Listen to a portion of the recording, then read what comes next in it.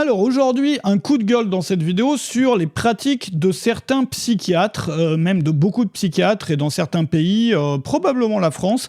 C'est devenu la norme ou ça devient la norme, c'est-à-dire des pratiques qui font vraiment du mal aux gens. Peut-être que toi, tu as été victime de ça d'ailleurs.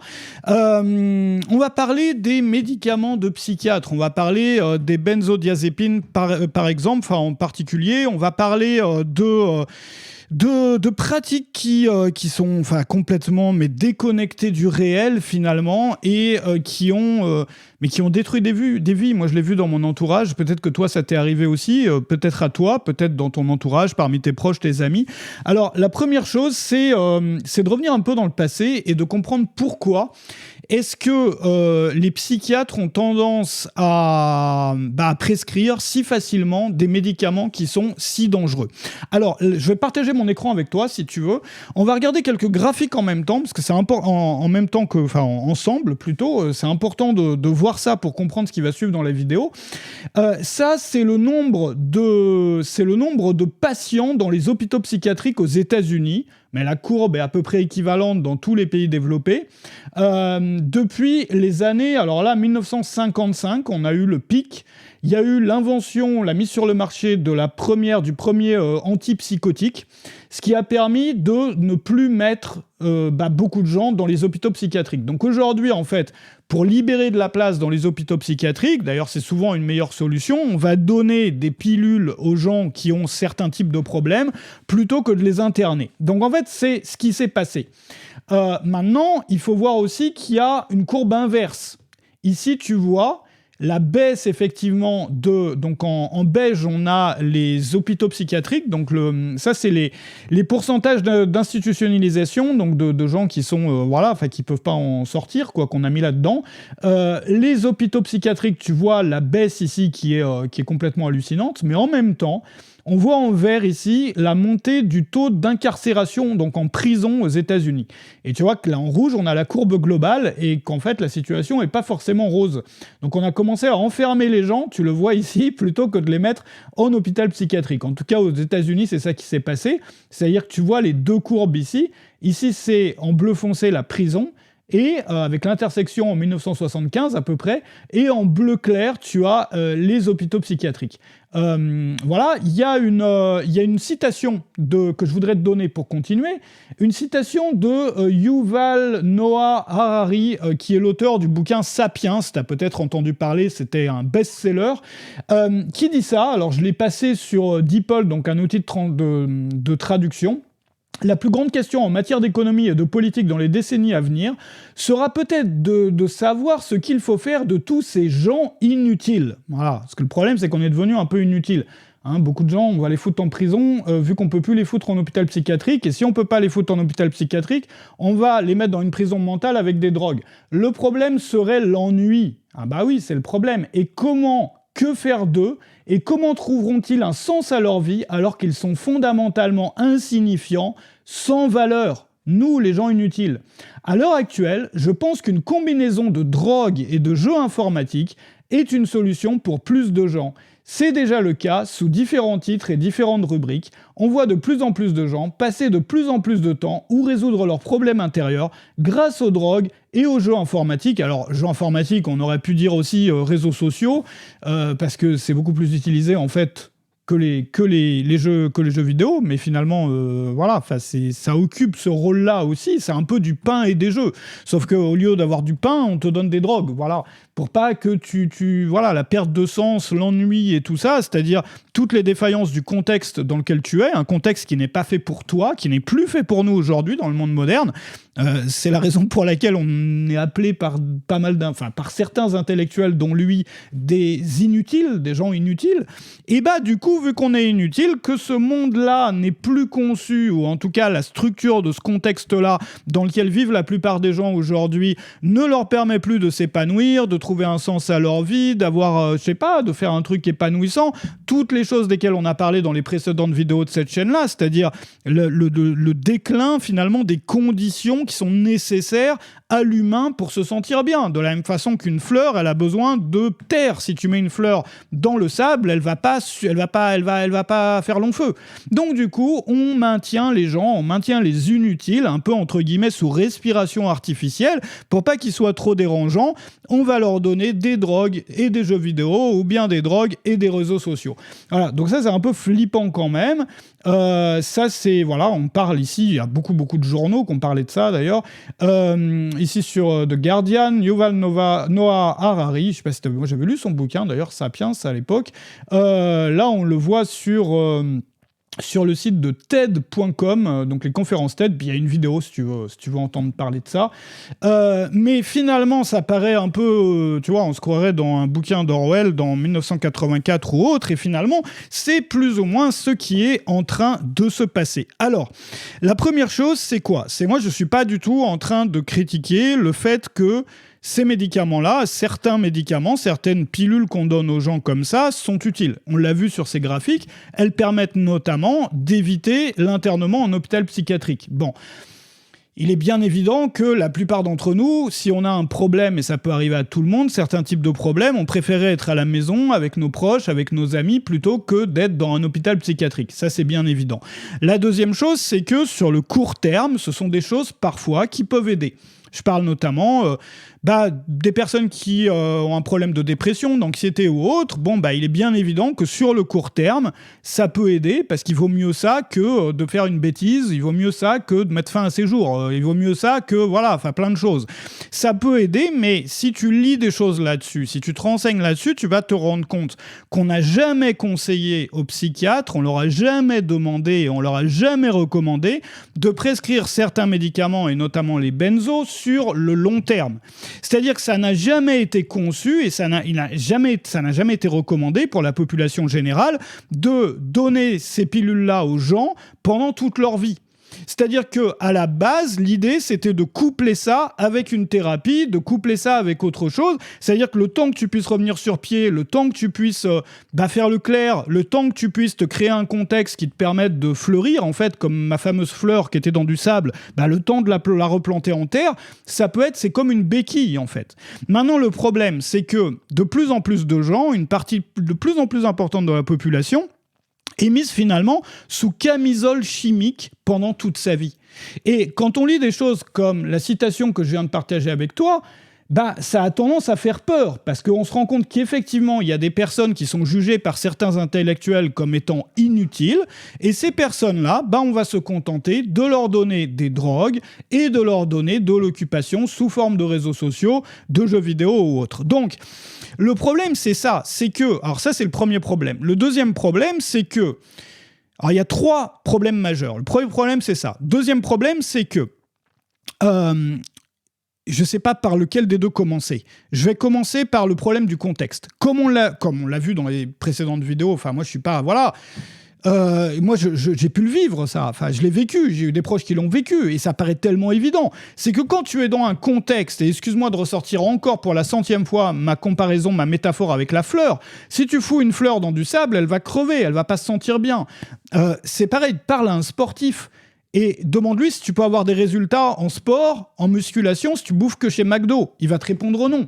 Pourquoi ? Parce que c'est ce que tu remplis, c'est avec ça que tu remplis ton corps. C'est le terreau de notre fleur, en fait. C'est le contexte, c'est l'environnement. Si tu es dans un environnement, dans un contexte dans lequel il est absolument pas possible de trouver un sens à ta vie, parce que ta vie fait pas sens, t'habites comme un rat enfermé dans une cave, tu vois, quasiment, dans un petit appartement, t'as 2 heures de transport tous les jours pour aller bosser dans un boulot qui fait pas de sens pour toi, dans lequel t'as jamais la fierté d'avoir créé quelque chose par toi-même à cause de la division du travail ou d'autres choses, tu trouves pas de sens du coup dans la plupart des choses que tu fais dans ta vie, que t'as plus d'amis, on en avait parlé dans une autre vidéo, parce qu'on est dans un contexte dans lequel, pour la plupart des gens, il y a une baisse du temps passé avec les amis. En l'espace de moins de 10 ans, on passait plus de 6 heures avec ses amis en 2014. Aujourd'hui, on passe moins de 3 heures. 2 heures et quelques, je sais plus, 2h40, je crois. Regarde la vidéo que j'ai faite sur l'amitié. Donc, si tu veux, c'est en train de se déliter sur absolument tous les plans, notre contexte, notre environnement. Et nos besoins humains, comme un chat. Moi, j'ai des chats chez moi. Le chat, il a besoin de jouer. Le chat, il a besoin d'espace. Le chat, il a besoin d'eau. Le chat, il a besoin de ceci, de cela. S'il n'a pas ces choses-là, le chat, il va dépérir. Une fleur, c'est pareil, elle a besoin d'un certain environnement, d'avoir un certain contexte. Et vu que ce contexte est complètement en train de s'effriter sous nos yeux, année après année, on n'a plus les conditions, la plupart des gens dans le monde occidental moderne n'ont plus les conditions pour pouvoir s'accomplir et pouvoir vraiment être heureux, pour pouvoir satisfaire leurs besoins humains. Et donc, du coup, on va avoir tendance à, quand on va aller voir un professionnel, malheureusement comme un psychiatre en l'occurrence, à proposer directement des médicaments qui ont des effets secondaires qui sont parfois complètement flippants, on va en reparler tout à l'heure, mais vraiment complètement flippants, qui peuvent entraîner la mort à court terme. Je vais te montrer comment. Moi, j'ai eu le cas, parmi mes proches, d'une personne qui a failli mourir plusieurs fois en l'espace de 15 jours à cause de ça. Et pas de la façon dont on peut l'imaginer, pas sous la forme d'effets secondaires. Je vais y revenir tout à l'heure. C'est encore pire que ça. Pire que les effets secondaires.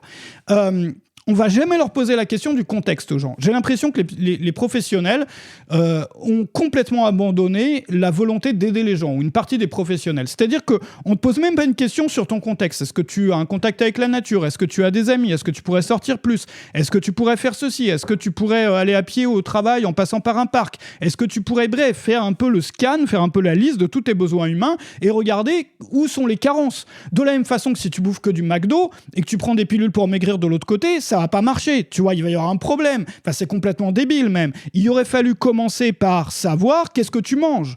Tu vois, si tu as un problème de surpoids et que tu as envie de régler ce problème-là, la première étape, c'est de faire la liste de regarder ce que tu manges. C'est pas de prendre une pilule pour maigrir pendant que tu continues à bouffer des bonbons et des Mars et des frites, quoi. Donc, et pourtant, on fait la même chose pour la santé mentale des gens. On fait exactement ça. C'est-à-dire qu'on leur pose même pas de questions. On n'essaye même pas de les aider sur la chose qui est la plus importante. Aujourd'hui, c'est reconnu. Je te parlais de recherches qui ont été faites là-dessus récemment. Il y a des bouquins entiers là-dessus. Enfin, de plus en plus de gens qui sont intéressés à ces sujets-là. Enfin, tu as Johan Hari, tu as Gabor Maté, tu en as plein, vont te parler du contexte, finalement, comme étant l'élément principal, majeur. Enfin, moi, je le vois dans tout ce que je fais dans ma vie. Moi, j'ai pu changer de vie, complètement changer mon état mental en modifiant mon contexte, en partant à la campagne, en vivant avec des animaux, en ayant une vie active, etc. Et j'ai d'autres personnes autour de moi qui ont fait la même chose et qui étaient dans des états graves, qui étaient dans des états vraiment très graves suite à la période Covid et tout. Ça a engendré des drames en termes de santé mentale chez certaines personnes. Et ils s'en sont sortis comme ça. Donc le contexte, il faut arrêter de se mettre des œillères, de refuser de regarder ça et donner directement des pilules aux gens qui sont dangereuses. Alors, en termes de danger, il y a 2 dangers. Et malheureusement, on n'en parle pas assez. Le premier, c'est bien évidemment le sevrage. C'est-à-dire que moi, je connais plein de personnes, peut-être une bonne moitié des gens que je connais aujourd'hui, qui ont été sous médoc de psychiatre pendant un moment, au moins un moment, suite, pour tout le monde, un peu après la période Covid, parce que du coup, ça nous a trituré le cerveau, toute cette période-là, qui était difficile à vivre, et puis aussi certains des problèmes de vie ou des maladies qu'ils ont eues et tout. Et en fait, on te dit pas, toi, t'as confiance dans un médecin. Enfin, je sais pas, tu vas chez un médecin, tout ça, tu dis, voilà, j'ai confiance et tout. Enfin, je veux dire, il y a une plaque sur le truc. Tu vois, c'est pas un marabout au fin fond au fin fond d'une ruelle qui va te vendre des trucs magiques, quoi. Tu vois, des plumes des poils de, je sais pas, moi, des plumes d'oie ou des machins comme ça pour... Non, c'est pas ça. C'est quelqu'un qui a une plaque, qui est, voilà, enfin, tu vois, t'as envie d'avoir confiance. Enfin, la plupart des gens auraient confiance. Et en fait, on te refourgue des trucs, t'as l'impression que, voilà, c'est comme un Doliprane, sauf que quand le moment est venu de te séparer de ça, d'arrêter d'en prendre, le sevrage, il peut être, mais c'est des trucs de fou, c'est à te détruire la vie. C'est extrêmement dur, c'est des machins qui vont te ruiner qui peuvent te ruiner la vie. Enfin, lis juste des trucs sur le sevrage du Xanax, par exemple. Le sevrage, enfin, regarde, tu prends toute la liste des benzos, tu fais des recherches sur le sevrage, mais tu vas halluciner. Enfin, alors, le problème, c'est pas qu'il y a un sevrage, le problème, c'est de pas en avoir parlé. C'est-à-dire qu'on te refourgue un paquet de médoc et on t'en, tu sais, comme si c'était du Doliprane ou du sirop pour la toux, quoi. Et on te dit, oh ouais, vas-y, tout machin. Et jamais on t'a informé. C'est-à-dire, si on t'avait informé, t'aurais pu prendre une décision avisée, mais la plupart des gens... Moi, je sais que si on me prescrit des trucs, je vais faire des recherches derrière, tu vois, avant de les prendre. Mais la plupart des gens vont pas faire ces recherches, et c'est normal, parce qu'ils font confiance. Je veux dire, il y a une plaque sur le truc, le gars, il est déguisé en médecin, enfin, tu vois ce que je veux dire, enfin, déguisé, il est habillé, parce que c'est un vrai médecin, en plus, c'est le pire, tu vois. Alors, on te prévient pas de ça. Et le plus gros des risques, c'est même pas ça. Le plus gros des risques, et ça, moi, je l'ai vu, je te dis, j'ai une personne dans mon entourage qui a failli mourir plusieurs fois en l'espace de 2 semaines, c'est un truc de fou, hein.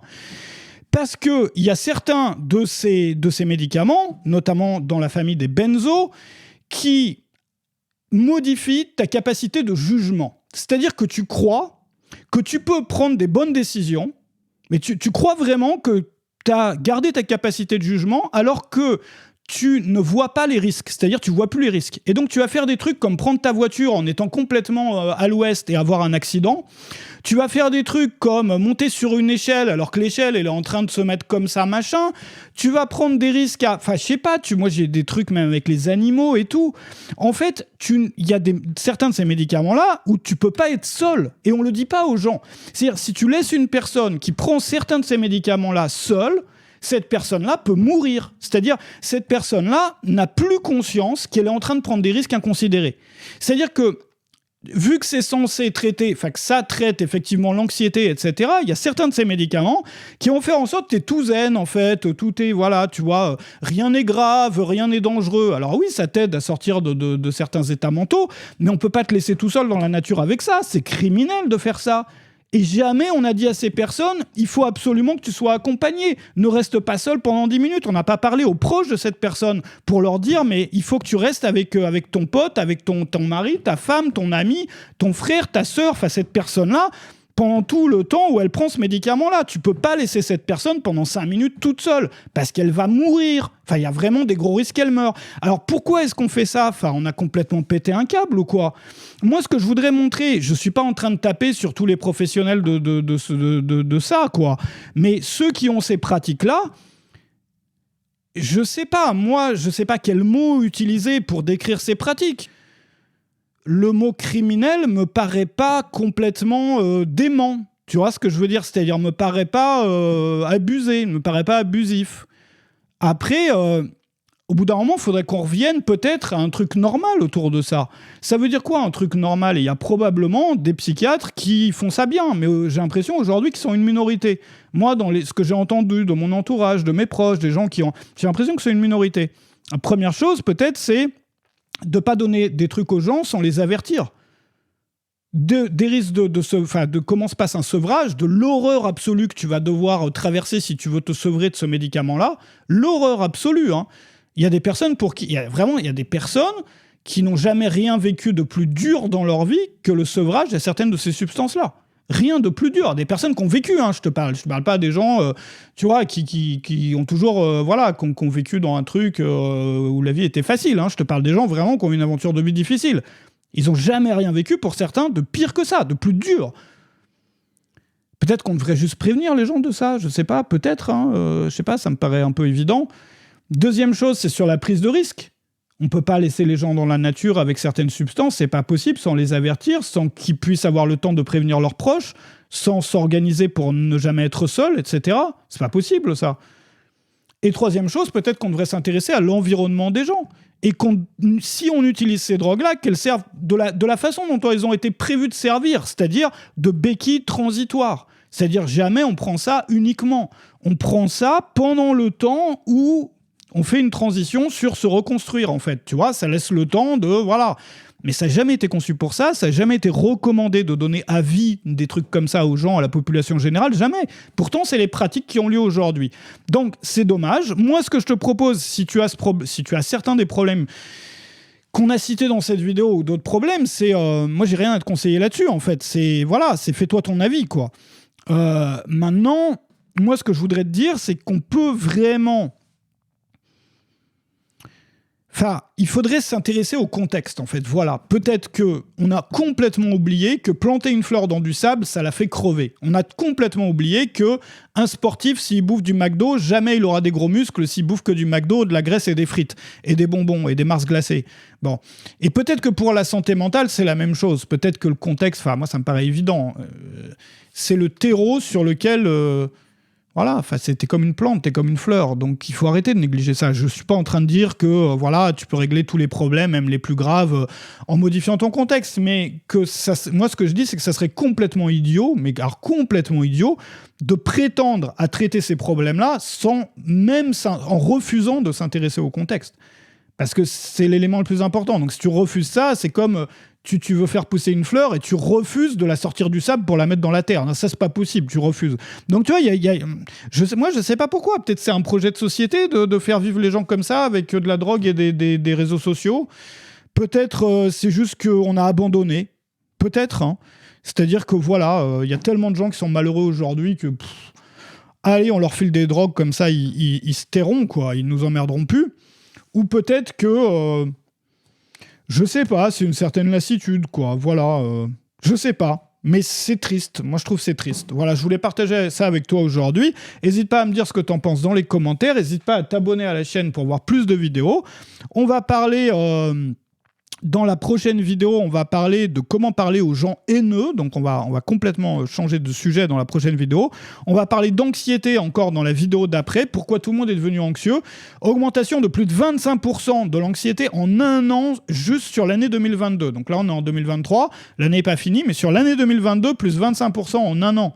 Il y a un problème, il y a un truc qui se passe. On va en parler, on va essayer de comprendre pourquoi dans la deuxième vidéo, donc après la prochaine. Bref, il y a toutes sortes de choses que je t'ai prévues. Une sur l'obsession pour le plaisir, comment est-ce que ça te ruine la vie. On va parler d'ataraxie, on va parler d'équanimité, qui sont les deux visions, celle de la philosophie occidentale et celle de la sagesse orientale, qui finalement reviennent aux mêmes. Mais pourquoi est-ce que les sages de ces deux grandes...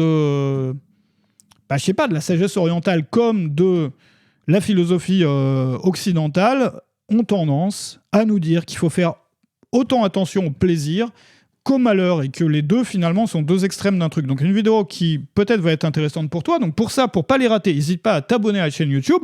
Tu peux aussi, dans la description, mettre ton email pour recevoir une notification quand il y a une prochaine vidéo. Merci à toi d'avoir été là avec moi aujourd'hui. J'espère que ça aura pu peut-être t'éveiller. Peut-être, s'il y a des personnes qui sont dans ces cas-là, autour de toi, dans ta famille, parmi tes proches, de connaître les risques, et notamment de bien lire les notices, de se renseigner sur le web. Il y a des personnes qu'il ne faut pas laisser seules. C'est dangereux. Il y a des personnes qu'il faut sensibiliser aussi sur le sevrage. Comment ça va se passer, le sevrage, si tu prends ça. Il y a des personnes qu'il faut sensibiliser à l'importance de modifier son contexte de vie. Et ça, ce sont des choses, moi je suis sûr que c'est pas que je suis sûr, c'est que je le sais, c'est évident. Mais si une seule personne qui a regardé cette vidéo, qui a un proche qui est dans l'une de ces situations-là, et qui fait l'effort d'aller voir ce proche, d'avoir ces discussions-là avec lui ou avec elle, de parler du contexte, de parler déjà, de commencer par les risques, de commencer... Voilà, enfin, tu vois, d'avoir cette discussion, j'aurais gagné ma journée. Merci à toi d'avoir été là avec moi aujourd'hui. Salut chez toi.